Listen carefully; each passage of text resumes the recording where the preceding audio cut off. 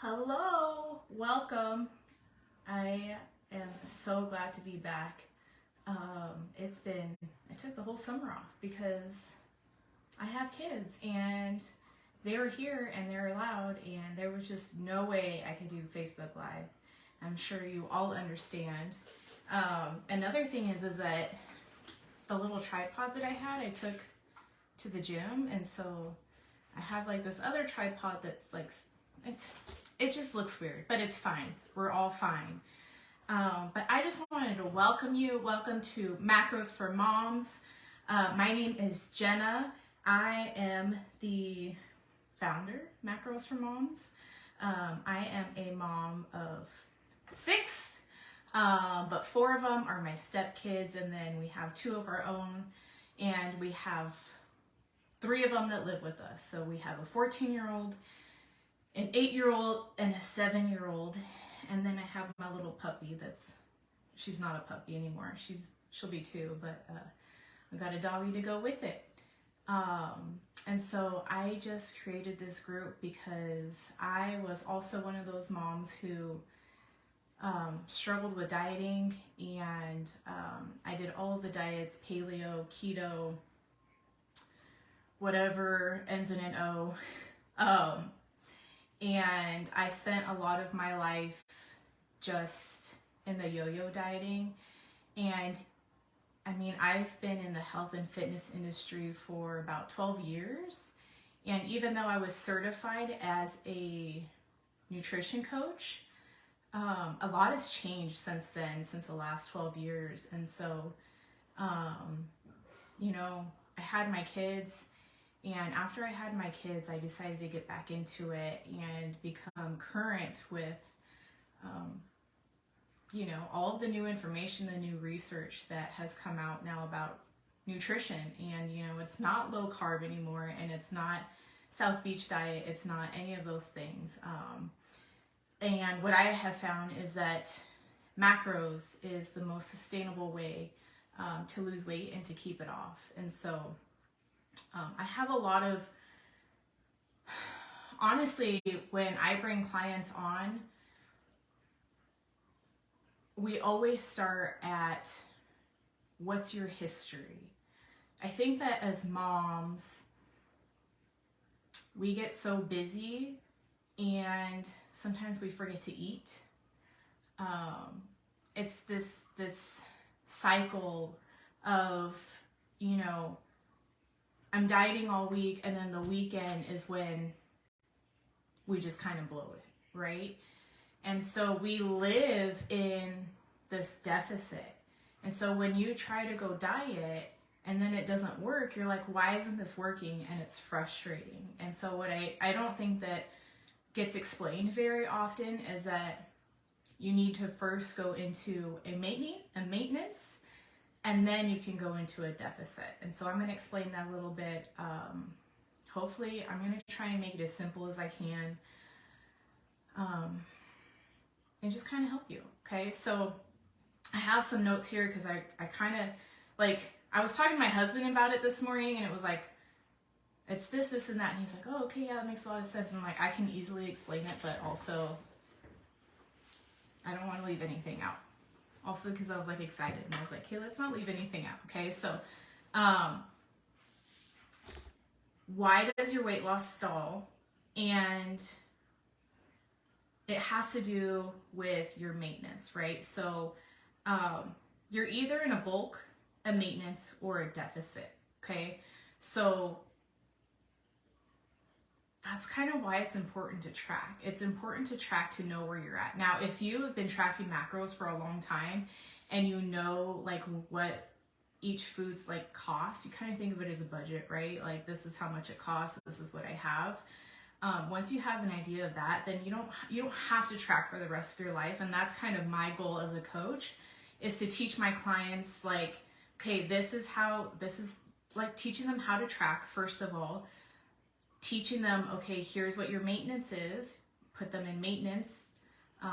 Here's what your deficit is, but you cannot be in your deficit for longer than 4 to 6 weeks. And this is where the maintenance comes into play, right? And so I was talking about is we as moms don't eat throughout the week, and because we're dieting, like we're always in this state of, I need to lose weight, I'm dieting, always, right? There's never, I mean, I feel like this was me anyways, and I feel like a lot of people can relate, but like always in this cycle of like, I'm dieting, I need to lose weight, and that was it. And then the weekends would come and you're like, forget it, like nothing's working, I give up.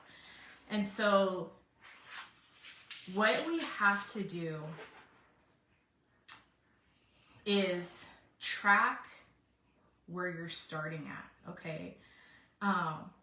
So you have to first track, okay, before changing anything, this is what I have my clients do, okay?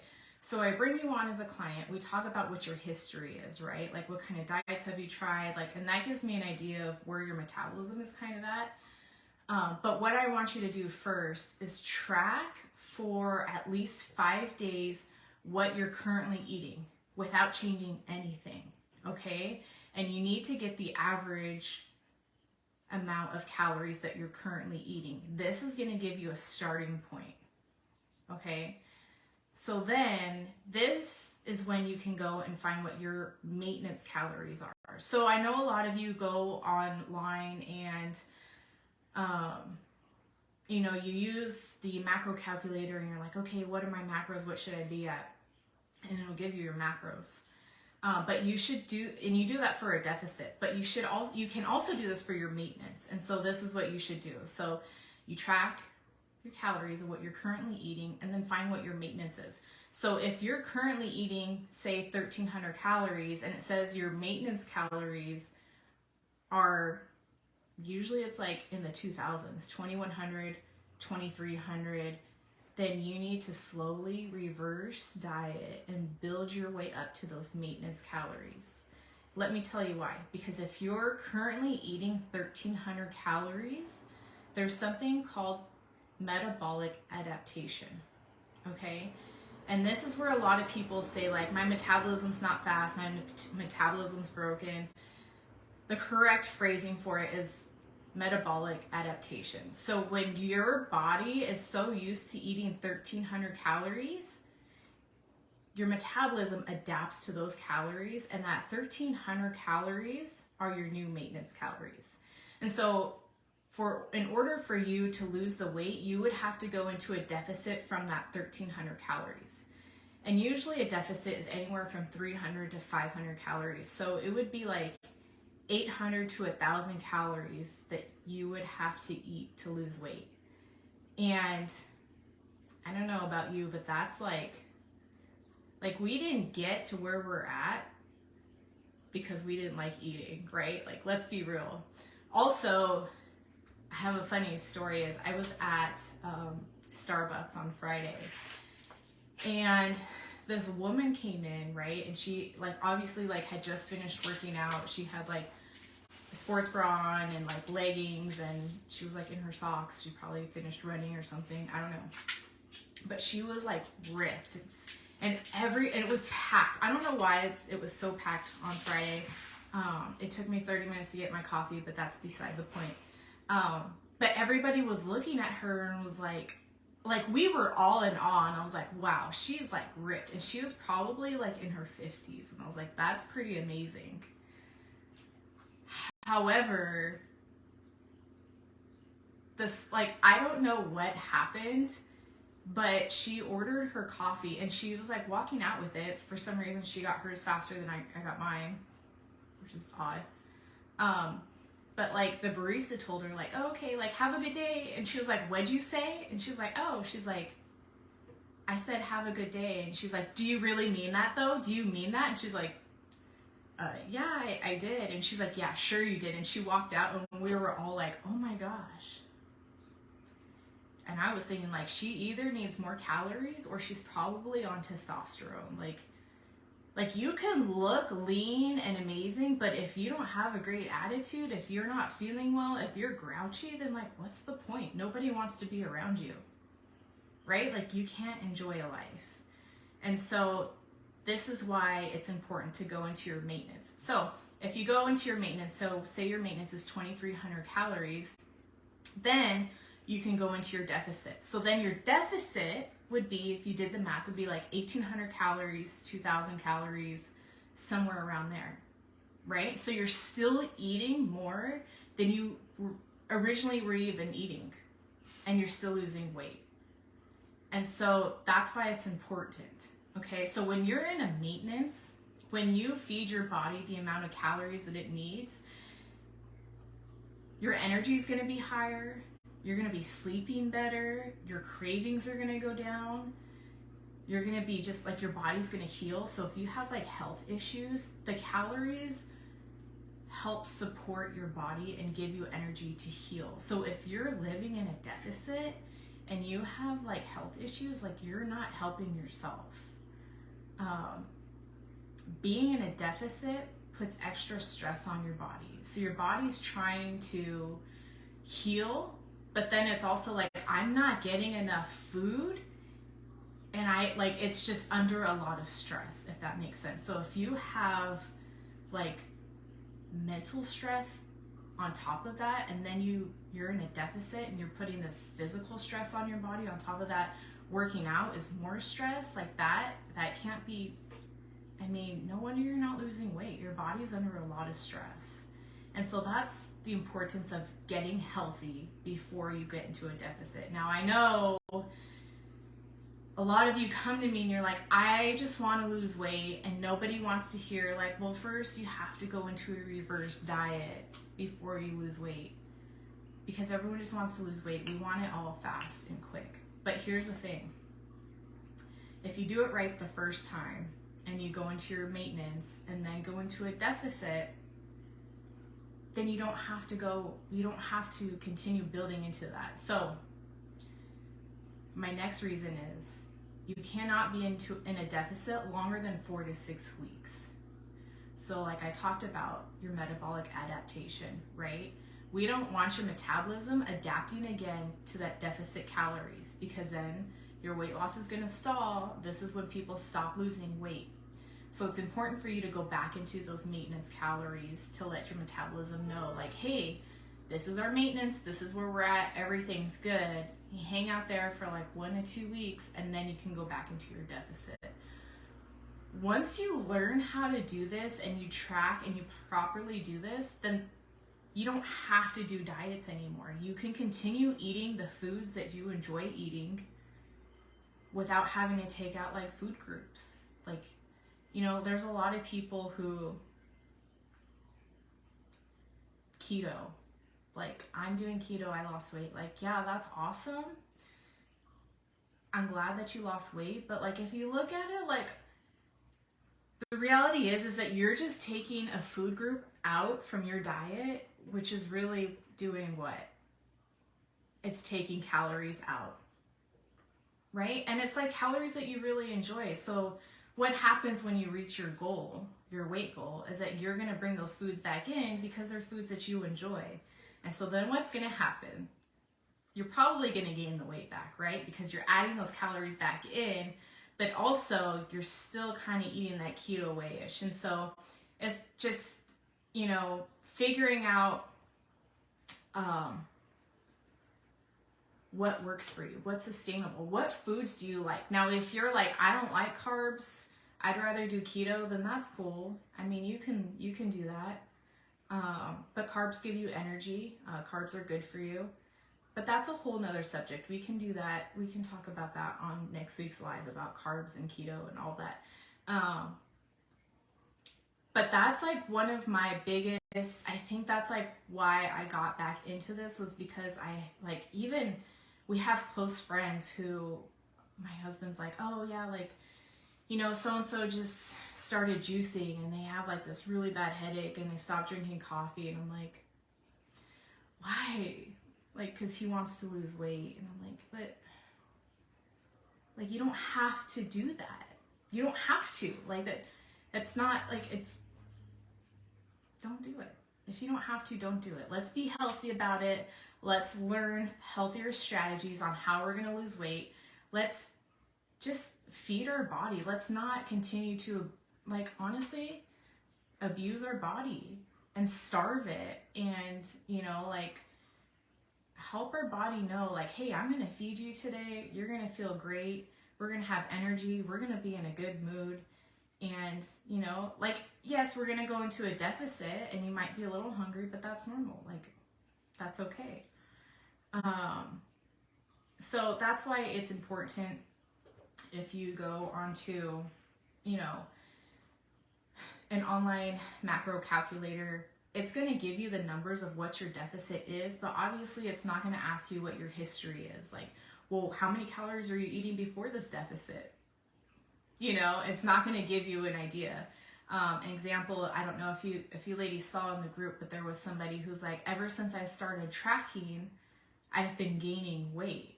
And so I always have so many questions. I'm like, okay, like, there can be so many things, but my first question is always like, well, how many calories were you eating before you went into your deficit? I don't know. And she's like, I have 5 kids. I don't really eat that much. And I'm like, yeah, so you're probably not eating as much as you are now. And so obviously, like, say you're eating 1,200 calories before, and the online calculator tells you, okay, to be in a deficit, you need to eat 1,500 calories.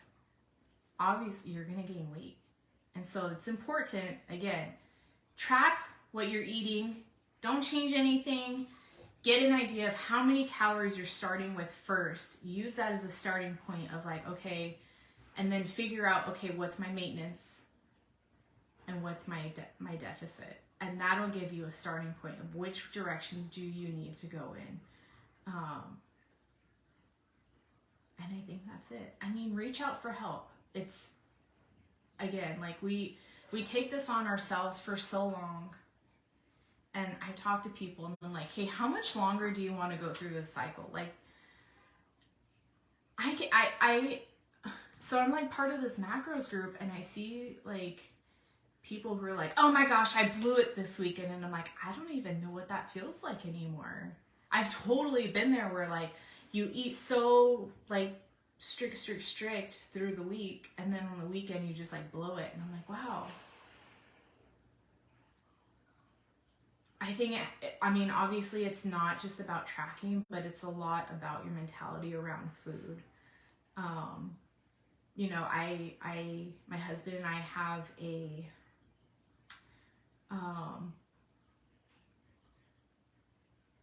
it's a ministry. I don't know how else to say it, but we run a recovery ministry on Fridays.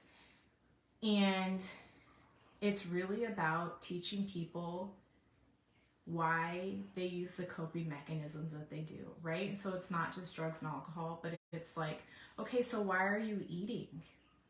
What are we coping from? You know, what it's, I know that it's a deeper issue than like, I just can't stop eating. Like, oh, it can be, right? I used to be an emotional eater, totally. And, you know, there's hope for that. And just realizing like, just being aware, like, am I an emotional eater? Do I eat when I'm stressed? Do I eat when I'm mad? Do I eat when I'm happy? Anyways, I'm going down a rabbit hole. That's a whole nother, I mean, we're going to start doing these lives, okay? Every Tuesday. Hopefully they're not going to be so long. Sorry, it's long. But I hope this helped. If you have any questions, please feel free to reach out. I'm here. I'm willing to help. And I have a couple spots left for coaching if you're interested. I would love to chat with you over the phone, talk about talking about your history, where you've been at, and what's your ultimate goal? Where do you want to go? You know, like I've asked people, like, what's your ultimate goal? And they're like, I want to lose, I don't know, 15 pounds, 50 pounds. And I'm like, yeah, but for me, I think that was my ultimate goal at first, but the ultimate goal that I got to was having that freedom over food. Like, I love food. I wouldn't have been overweight if I didn't love food, right? But it's a matter of like, it's still gonna be there tomorrow. We don't need to eat it all today, right? And so finding those portion sizes and finding what works for you, what doesn't work for you, and again, the emotional part of it. So anyways, I hope this helps. Start tracking your food. If you need help with it, reach out and send me a message. All right, so I will see you again next Tuesday, same time, same place, and I hope this helps. See you soon. Bye.